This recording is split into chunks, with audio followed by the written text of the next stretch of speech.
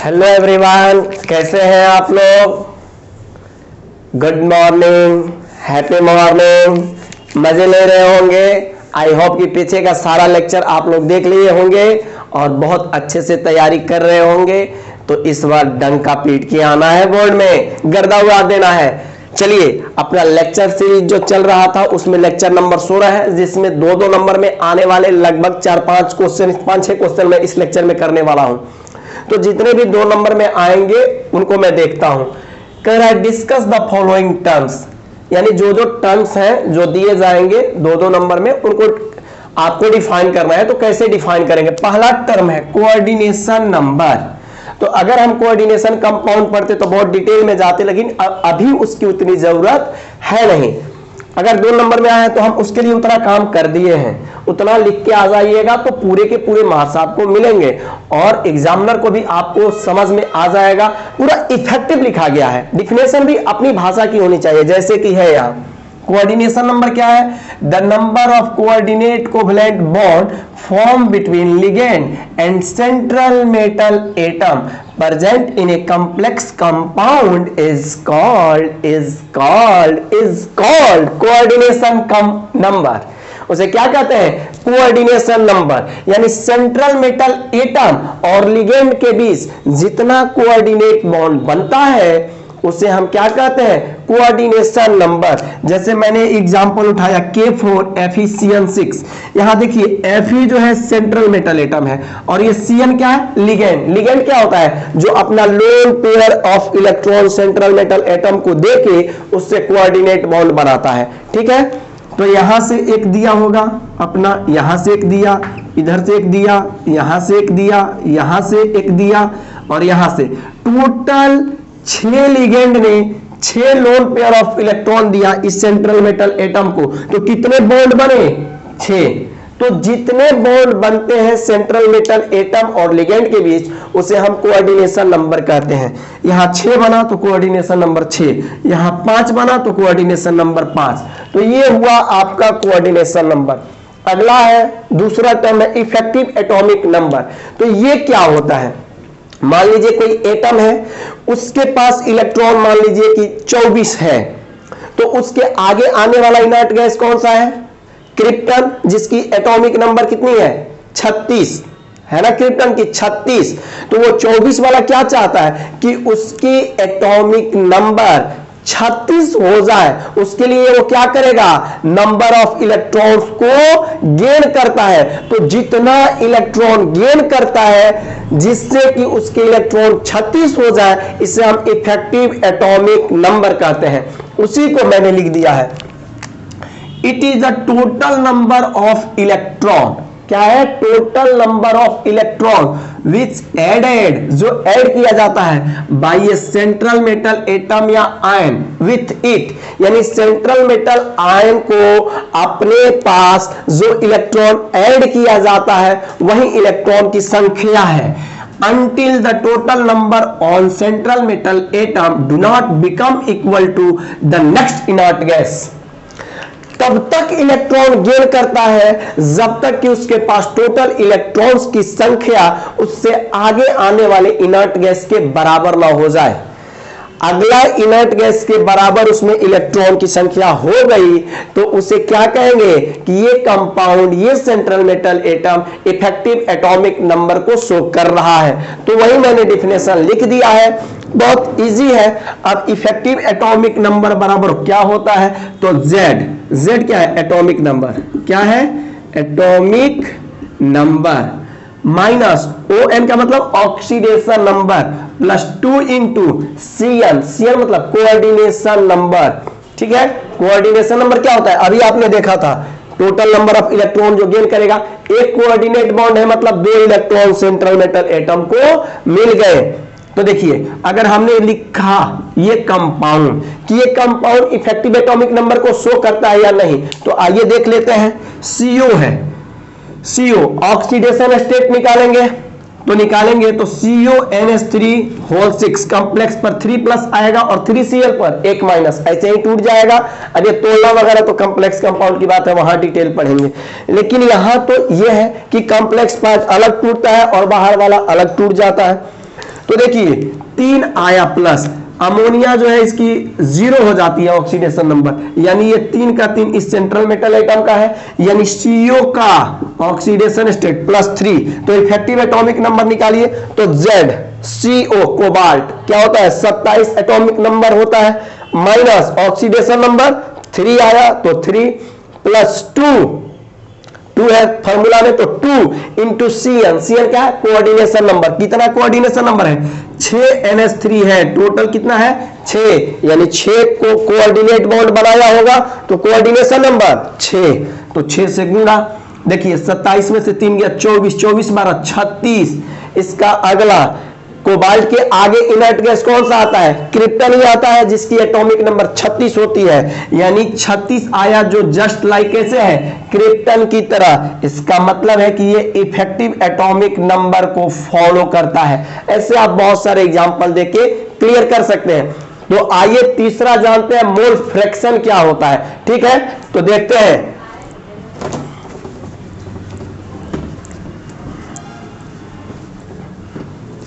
तीसरा टर्म है अपना जो 2 नंबर में आएगा mole fraction. What is the mole fraction? Mole fraction क्या है देखते हैं। तीसरा है मोल फ्रैक्शन, ठीक है, तो लिखेंगे it is the ratio of moles of one component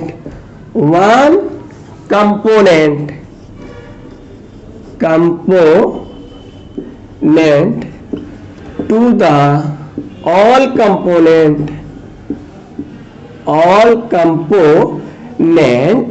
present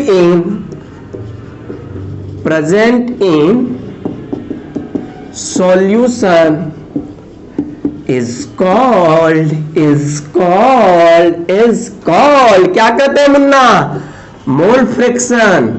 mole fraction को किससे डिनोट करते हैं? ऐसे कैपिटल X से, ठीक है। तो ये क्या है? रेशियो है moles of one component to the moles of all component. जैसे मान लीजिए हमने ये एक सॉल्यूशन बनाया, तो इसमें क्या होगा? ये सॉल्वेंट होगा। हमने क्या किया? सॉल्वेंट मान लीजिए क्या है? सॉल्वेंट B है, सॉल्वेंट B है, हम जनरल मान रहे हैं, जैसे पानी वानी होगा तो वो B है। हमने इसमें ला दिया सॉल्यूट, डाल दिया क्या? Solute A। सॉल्यूट का मोल कितना है? मोल्स ऑफ सॉल्यूट बराबर A। अब मोल्स ऑफ सॉल्वेंट क्या है? मोल्स ऑफ सॉल्वेंट बराबर B। सॉल्वेंट का मोल B है, सॉल्यूट का मोल A है। तो अगर हम मोल फ्रैक्शन ऑफ सॉल्यूट निकालना है, यानी A निकालना है, तो क्या करेंगे? रेशियो है, यानी मोल्स ऑफ, क्या लिखेंगे?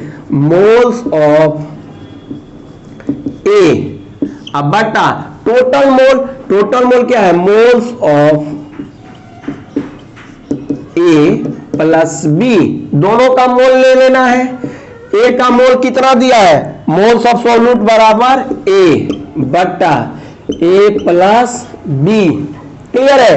सॉल्यूट का मोल क्या दिया है? सॉल्यूट जो है अपना उसका मोल है A और सॉल्वेंट जो है उसका मोल है B। तो अगर मोल फ्रैक्शन सॉल्यूट का निकालिएगा तो मोल ऑफ सॉल्यूट बटा mole of solute plus mole of solvent. अगर हमें मोल फ्रैक्शन ऑफ सॉल्वेंट निकालना हो तो मोल ऑफ सॉल्वेंट बटा mole of solute plus mole of solvent, ऐसे निकाल सकते हैं। क्लियर? यानी जिसका मोल फ्रैक्शन निकालना है उसका मोल ऊपर और बाकी सभी का मोल नीचे। तो ऐसे आप मोल फ्रैक्शन निकाल सकते हैं। अगला जो है उसको हम करते हैं। चलिए अगला, चलिए तो ठीक है, उसमें अगला क्वेश्चन हम देखते हैं। Define electrode. इलेक्ट्रोड क्या है? ठीक है, तो इलेक्ट्रोड को देखते हैं। उससे पहले इलेक्ट्रोड का रड गिर गया मेरे जेब से। नहीं, इलेक्ट्रॉन रड ही है, वैसे ही वो रड है। क्या होता है? हमने एक मेटल सॉल्यूशन लिया, हम एक सॉल्यूशन ले लेते हैं और उसी का रड डाल देते हैं। जिस मेटल का सॉल्यूशन लेते हैं उसी का रड डाल दीजिए, इलेक्ट्रोड तैयार। जैसे कॉपर CuSO4 हमने एक सॉल्यूशन लिया CuSO4 का, CuSO4 और एक कॉपर का रड डाल दीजिए। तो कॉपर सल्फेट के सॉल्यूशन में कॉपर रड डाल दीजिए, इलेक्ट्रोड तैयार। AgNO3 silver nitrate, silver nitrate के सॉल्यूशन में सिल्वर का रड डाल दीजिए, इलेक्ट्रोड तैयार। हमने आयरन का लिया, FeSO4 का सॉल्यूशन लिया, यानी जिस मेटल का सॉल्यूशन है उसी मेटल का रड उस सॉल्यूशन में डाल दीजिए, तो उससे क्या तैयार हो जाएगा, इलेक्ट्रोड। वही इलेक्ट्रोड है, तो क्या लिखेंगे, अगर लिखना हो तो when a metal rod is dipped in their soluble salt solution, यानी एक मेटल रड को उसी के अपने सॉल्यूशन में डाल दिया जाए तो उसे क्या कहते हैं, इलेक्ट्रोड। इसे क्या कहूंगा, क्या डिफाइन कीजिएगा, हो गया, बस बहुत है कि मेटल रड को उसी के सोल्युबल साल्ट के सॉल्यूशन में डाल दीजिए। ये मेटल का साल्ट है AgNO3, हमने सिल्वर का रड डाल दिया, इससे क्या हो गया, इसे कहते हैं इलेक्ट्रोड। इसमें क्या होगा, ये रिएक्शन मैंने लिख दिया है कि मेटल का ऑक्सीडेशन होगा, खैर वो बात की बात है, वो तो ऑक्सीडेशन पोटेंशियल, रिडक्शन पोटेंशियल, ये सब चीजों को हम जानते हैं तो जानेंगे। फिलहाल है यहाँ इलेक्ट्रोड पोटेंशियल, अभी जो काम चल रहा है वो आगे है, देखेंगे इलेक्ट्रोड पोटेंशियल, अगला जो है 2 नंबर में ये आएगा। तो ये कहेगा डिफाइन इलेक्ट्रोड पोटेंशियल, तो कैसे निकालेंगे, देखिए when a metal rod is dipped in their soluble salt solution, then the charge separation occurs between metal rod and their solution। जब हम मेटल रड को उसके सॉल्यूशन में डाल देते हैं, इसको मैं मिटा दूं, इसको जरा मैं मिटाता हूं ताकि समझा दूं। एक स्क्रीनशॉट ले लीजिए, तो ले लिए, चलिए मैं समझाता हूं, समझाने के लिए इधर थोड़ा मिटाना पड़ेगा। देखिए होता क्या है, हमने एक सॉल्यूशन लिया, मेटल का सॉल्यूशन है, मेटल का सॉल्यूशन है, मेटल का सॉल्यूशन है, हमने उसमें एक मेटल का रड डाल दिया।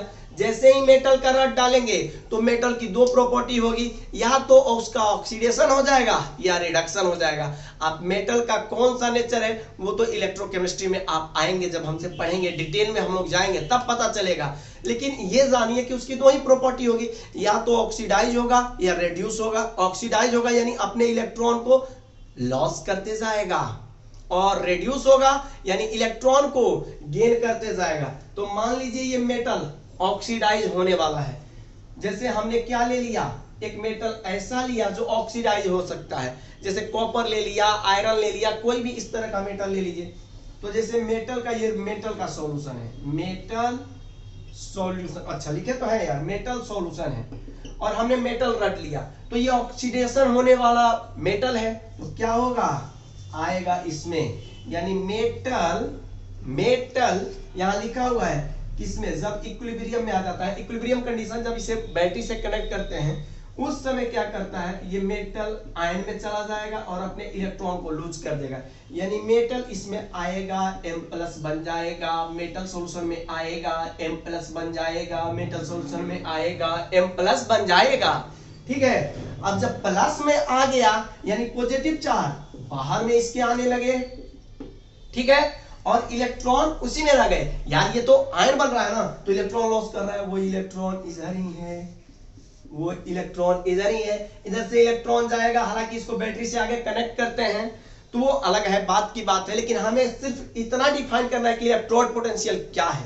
तो देखिए जैसे ही हमने रड को उसके सॉल्यूशन में डाला, उसकी वजह से चार्ज का सेपरेशन होने लगा, किसमें, मेटल के रड में, मेटल रड और उस मेटल के सॉल्यूशन में। वही मैंने लिखा है, यहां भी फिगर बनाया है कि ये मेटल प्लस बनने लगा और इलेक्ट्रॉन छोड़ दिया, इलेक्ट्रॉन इसी में रहने लगा। ठीक है, तो प्लस और electron, positive negative charge separation होने लगा, मेटल का रड है और उसी का सॉल्यूशन है, तो यहां चार्ज का सेपरेशन होने लगा। कब, जब मेटल के रड को मेटल के सॉल्यूशन में डालें, इस चार्ज सेपरेशन की वजह से पोटेंशियल डेवलप होगा, और वही जो मेटल रड और सॉल्यूशन के बीच जो पोटेंशियल का डिफरेंस होगा, दैट्स कॉल्ड क्या कहते हैं, इलेक्ट्रोड पोटेंशियल। आई होप आपको समझ आ गया होगा। इसी भाषा को यहां लिख देना है जो आपने समझा है कि जब मेटल रड को डिप्ड करते हैं,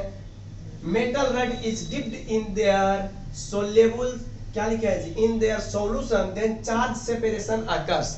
जब मेटल रड को उसके सॉल्यूशन में डालते हैं तो चार्ज सेपरेशन होने लगता है, जैसे यहां भी हो रहा है। या तो मेटल ऑक्सीडाइज होके चार्ज सेपरेट करेगा या रिड्यूस होके करेगा जरूर। तो क्या होगा, चार्ज का सेपरेशन होगा किसके किसके बीच, मेटल रड और उसके सॉल्यूशन के बीच।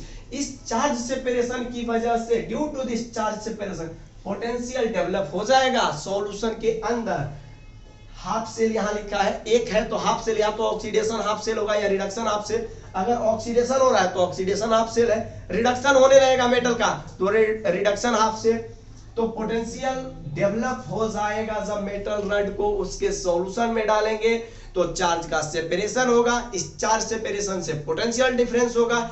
The potential difference between metal rod and their solution is called electrode potential. तो उसे क्या कहेंगे, इलेक्ट्रोड पोटेंशियल। क्लियर है? तो चलिए अगले क्वेश्चन की तरफ मूव करते हैं फटाक से।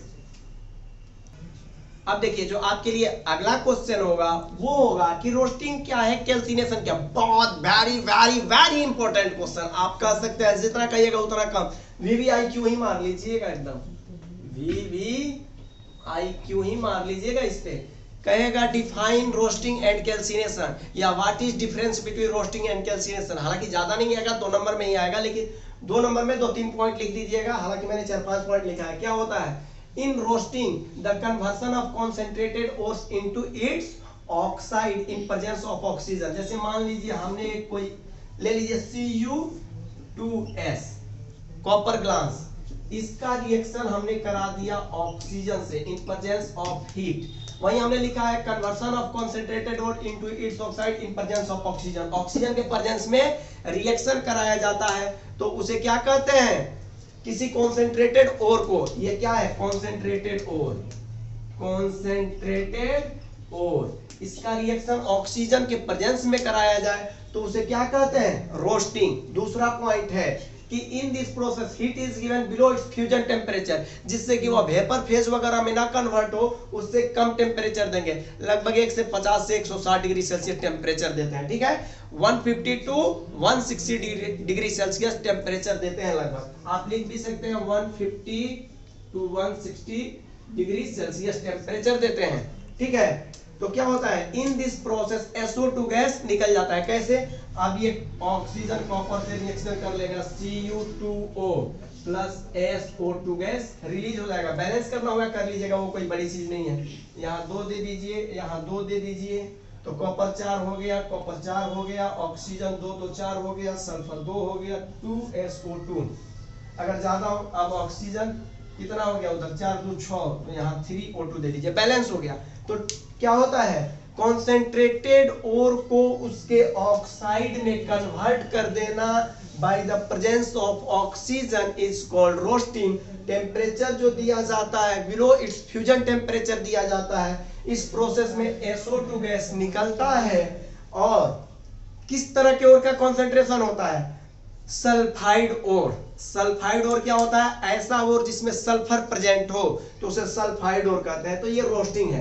कैल्सिनेशन क्या होता है, ऑक्साइड में ही कन्वर्ट किया जाता है। कॉन्सेंट्रेटेड ओर को उसके ऑक्साइड में कन्वर्ट किया जाता है ऑक्सीजन के एब्सेंस में। इसमें ऑक्सीजन प्रेजेंट होता है, इसमें ऑक्सीजन एब्सेंट होता है। इसमें टेम्परेचर फ्यूजन टेम्परेचर से कम देते हैं, इसमें टेम्परेचर मेल्टिंग पॉइंट से कम। जैसे एक एग्जांपल मैं ले लेता हूं, अब इसे मान लीजिए MnO है, मैग्नीज ऑक्साइड। तो इसको ऑक्सीजन से रिएक्शन कराएंगे नहीं तो ऑक्सीजन एब्सेंट रहेगा। अब हीट करेंगे, वो क्या होगा, इसके मेल्टिंग पॉइंट से कम। जैसे मान लीजिए मैग्नीज का जो भी मेल्टिंग पॉइंट आता है 300 समथिंग, 342 के आसपास शायद होता है, तो उससे कम टेम्परेचर देंगे ताकि मेल्ट ना हो। इसमें कन्वर्ट कर जाएगा, ऑलरेडी ऑक्साइड में है, ऑक्साइड में ही रह जाएगा। ठीक है, और इसमें क्या निकलेगा, CO2 गैस निकलता है। कभी कभी इसका रिएक्शन कार्बन से भी करा देते हैं। ठीक है, कार्बन या कार्बन मोनोऑक्साइड से, तो CO2 गैस निकल जाता है। इस प्रोसेस में देखिए CO2 गैस रिलीज होता है। कैसे, और क्या करते हैं, हाइड्रोक्साइड और हाइड्रेटेड और is converted into its oxide. हालांकि ऑक्साइड भी यहां लिख सकते थे। जैसे हम ले लीजिए MnO लिया, एक और एग्जांपल ले सकते हैं, स्क्रीनशॉट लीजिए तो एक इसका दिखा देता हूं। जैसे ये तो सल्फाइड का एग्जांपल हो गया, अब ऑक्साइड का एग्जांपल, जैसे बॉक्साइट ही ले लीजिए। क्या, बॉक्साइट। बॉक्साइड क्या होता है Al2O3 2H2O, और इसको हीट कर दीजिए, हीट कर देंगे, हीट करेंगे तो क्या होगा, पानी निकल जाएगा, Al2O3 प्लस पनिया, क्या पनिया निकल जाएगा, पनिया, तो पानी बाहर निकल गया। इसी को तो कहते हैं कैल्सिनेशन, यानी मेटल ऑक्साइड को उसके मेटल हाइड्रेटेड और या हाइड्रोक्साइड और को उसके मेटल के ऑक्साइड में कन्वर्ट कर देना below it's fusion below it's melting point temperature देके, और ऑक्सीजन के एब्सेंस में तो मेटल ऑक्साइड में कन्वर्ट कर गया, CO2 गैस या पानी निकल गया, तो इसे कैल्सिनेशन कहेंगे। ठीक है, तो अच्छे से तैयारी कीजिए, और अगर वीडियो अच्छा लगे तो लाइक कीजिए, शेयर कीजिए, सब्सक्राइब कीजिए, सब्सक्राइब करना बिल्कुल ना भूलें। और एक बात है कि शेयर ज्यादा से ज्यादा बच्चों में करें ताकि सारे बच्चे इसका फायदा उठा सके, वो भी आपकी तरह देख के